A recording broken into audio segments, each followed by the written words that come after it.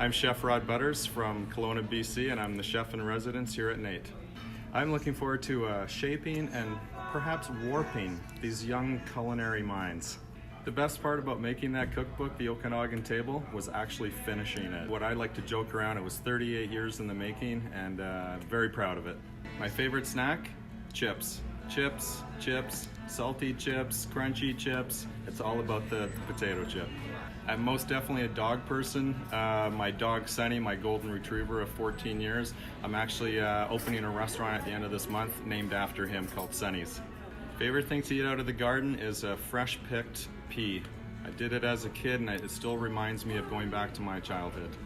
I look up to the ranchers and artisans and farmers and fishermen that I work with. They are the ultimate gods for me, and yeah, they are my inspiration.